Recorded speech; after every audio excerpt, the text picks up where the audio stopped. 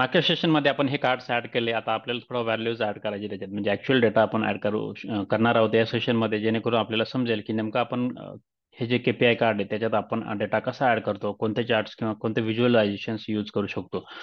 त्यासाठी आपल्याला काय करायचं आहे की आता पहिली गोष्ट की इन्सर्ट व्हिज्युअल मध्ये जायचे, आणि इथे जेव्हा तुम्ही क्लिक करता तेव्हा इथे आपल्याला एक रो कार्ड म्हणून एक ऑप्शन असतं, ते मल्टी रो कार्ड असतो किंवा सिंगल रो कार्ड असतो. इथं गॉज कार्ड अँड केपीआय, आता इथं ऑप्शन दिसतात. मग इथे गॉज आहे, इथं कार्ड आहे, इथं मल्टी कार्ड आहे, मल्टी रो कार्ड. तर सध्या आपल्याला हे नॉर्मल कार्ड आहे ते इन्सर्ट करायचं आहे. आणि मग ते इन्सर्ट इथं केल्यानंतर आता याच्यात आपल्याला डेटा ऍड करायचे आहे. इन्सर्ट केल्यानंतर आता इथं लगेच आलेलं आहे. आता इथं ऍड करायचं. आता आपल्याला काय करायचं आहे, ह्या याच्यात वेगवेगळे आपल्याला व्हॅल्यू दाखवायचे. पहिले आपल्याला दाखवायचा रेव्हेन्यू दाखवायचा आहे, total total revenue, then total profit. त्यानंतर आपण दाखवणार आहोत ऑर्डर्स, टोटल ऑर्डर्स किती, आणि शेवटी रिटर्न रेट. तर हे करण्यासाठी आपण हे काय करायचं, ह्या याच्यात आपल्याला ऍड डेटा करायचे. आणि इथं लगेच तुम्हाला आता इथं टाईप केलं तुम्ही टोटल सेल्स किंवा रेव्हेन्यू टाईप केलं, तर टोटल रेव्हेन्यू म्हणून एक ऑप्शन येईल इथे लगेच, आणि तो मेजर आपण ऑलरेडी क्रिएट केलेला आहे तो सिलेक्ट करायचा आहे.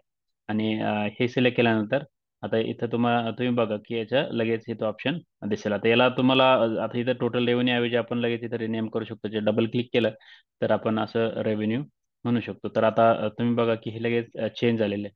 आता याच्यात बाकीचे ऑप्शन्स असतात, म्हणजे याच्यात जर फॉर्मॅटवर मध्ये गेलं तर इथं कॅटेगरी लेबल आपल्याला पाहिजे का नाही, म्हणजे खालचं नाव तर याला अनचेक जर केलं तर हे नाव निघून जाईल, परंतु आपल्याला पाहिजे समजण्यासाठी की नाव काय म्हणून ते ठेवायचं आहे. आणि याच्यात मोर ऑप्शन मध्ये जर गेलं तर याच्यात दोन तीन गोष्टी, भरपूर ऑप्शन्स असतात.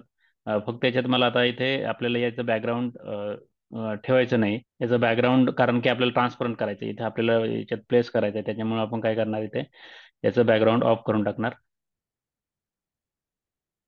आणि हे झाल्यानंतर याच्यात बाकीचं एक ऑप्शन आहे कॉल आउट व्हॅल्यू. ह्याच्यात आपल्याला त्याचा फॉर्मॅट वगैरे त्याची साईज वगैरे आपण चेंज करू शकतो. म्हणजे सपोज आता याच्यात मी सांगितलं की 38 साईज मला याची ठेवायची फॉर्मॅट, आणि याच्यात आपण एखादा फॉर्मॅट घेऊ शकतो. हा व्यवस्थित दिसतो म्हणून हा एक फॉर्मॅट घ्यायचा आहे, त्याचा फॉर्मॅट हे करायचा आहे आणि याचा बोल्ड करायचं आहे, जेणेकरून हे व्यवस्थित दिसेल. आणि याचं जे कॅटेगरीचं लेबल आहे ते व्हाईट करायचं आहे, कारण की आपण त्याचं इथं आपण ब्लॅक असेल तर इथं दिसणार नाही. त्याच्यामुळे आपण काय करायचं, त्याचा टेक्स्ट कलर जो आहे कॅटेगरी लेबलचा तो व्हाईट करूया. हे झाल्यानंतर आपण याला, तर याचा आपण कलर चेंज करू शकतो. याचा कलर आपण इथून चेंज करू शकतो. म्हणजे इथं कॉल आउट व्हॅल्यूमध्ये इथं हा कलर चेंज करू शकतो. याच्यातला हा सिलेक्ट करू शकतो. किंवा तुम्हाला जर स्पेसिफिक पाहिजे असेल म्हणजे तर त्यासाठी एक इथे हेक्स कोड देऊ शकतो आपण. एक हेक्स कोड आहे तो E2D7. हा दिल्यानंतर एक कलर येऊन जाईल, म्हणजे एक व्यवस्थित दिसेल. आणि आता याला मी जर याच्यात घेतलं, आता याच्यात अजून एक ऑप्शन आहे की 2 डेसिमल पॉईंट आहे. तर डेसिमल पॉईंट्स इथं जे आहे ते आपण इथं म्हणतो की डिस्प्ले युनिट जे आहे ते, किंवा व्हॅल्यू डिस्प्ले युनिट्स इथं ऑटो आहे, आणि व्हॅल्यू डिस्प्ले पॉईंट तर एक पॉईंट घेऊया, जेणेकरून आपल्याला असं स्मॉलमध्ये दिसेल. तर हे झालेलं आहे आता आपल्याला.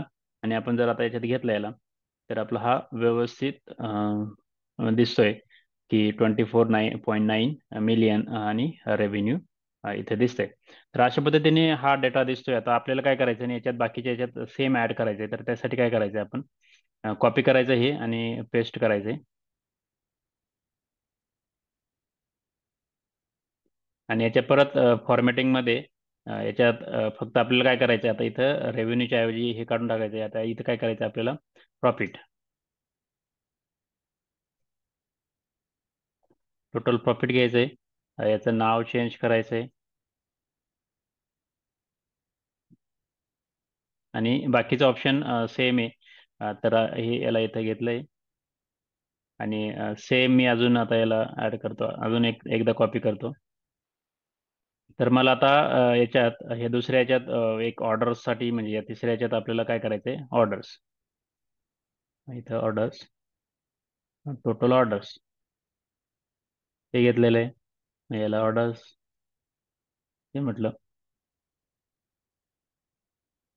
आणि मग मी याला इथे ऑर्डर आलेला आहे.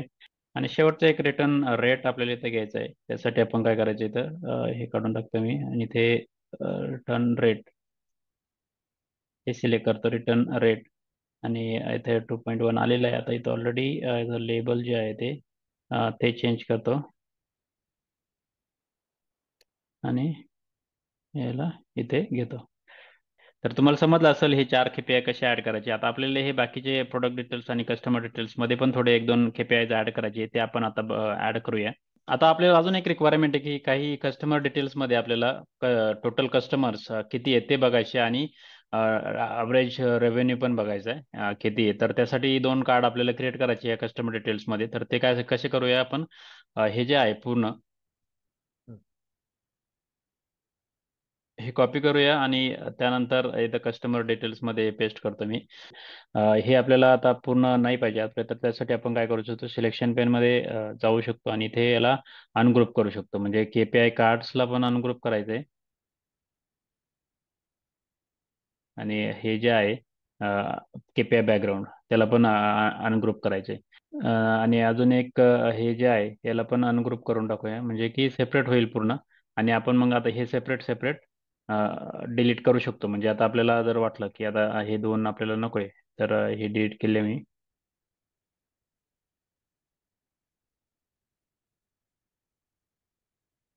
तर आता आपण हे दोन आहे, तर हे आपण कार्ड आणि शेप हे जे आहे ते आपण ग्रुप करू शकतो, जेणेकरून आपल्याला ते दोन्ही पण हे ग्रुप करून घेऊया. आणि हे पण आहे, हे आणि हे दोन्ही पण ग्रुप करून घेऊया. हे केल्यानंतर काय होईल ना, आपल्याला असे हे इकडे ठेवता येतील असे. इथे आपण हे करू शकतो, जेणेकरून आपण इथे दाखवता येईल. आणि आता याचा जे डेटा आहे आपल्याला तो चेंज करायचा आहे आपल्याला. तर आता आपण ऑर्डर्स नाही पाहिजे, तर आपल्याला टोटल कस्टमर्स पाहिजे. त्यासाठी आपण काय करणार आहोत, इथे याच्या डेटामध्ये जाणार आहे आणि हा डेटा आहे तो आपण चेंज करणार आहोत. तर इथं आपण काय करणार आहोत, इथं मेजर्स टेबलमध्ये टोटल कस्टमर्स म्हणून आपला जो मेजर आहे तो सिलेक्ट करायचा आहे. आणि याला नाव द्यायचं आपण, से युनिक कस्टमर्स. आणि थोडंसं असं फॉर्मॅटिंग केलेलं आहे. तर अशा पद्धतीने हे युनिक कस्टमर्स दिसतील. आणि आता इथे आपल्याला ॲव्हरेज रेव्हेन्यू पर कस्टमर घ्यायचे आहे. त्यासाठी आपल्याला इथं हे सिलेक्ट काढायचं आहे. त्यानंतर ॲव्हरेज रेव्हेन्यू पर कस्टमर याला आपण, आणि याचं नाव देतो मी रेव्हेन्यू पर कस्टमर. आणि अशा पद्धतीने आपले हे युनिक कस्टमर झालेले आहे. याला थोडं मी इथे ॲड करतोय, फॉर्मॅटिंग व्यवस्थित करून घेतो. तर अशा पद्धतीने आपले हे कार्ड्स ऍड करून झालेले आहे. आणि आपल्याला पाहिजे तसे आपण बाकीच्या यांच्यामध्ये पण असे कार्ड्स ऍड करू शकतो. आपण पुढे बघूया आपण अजून कोणते कोणते चार्ट्स वगैरे क्रिएट करायचे ते.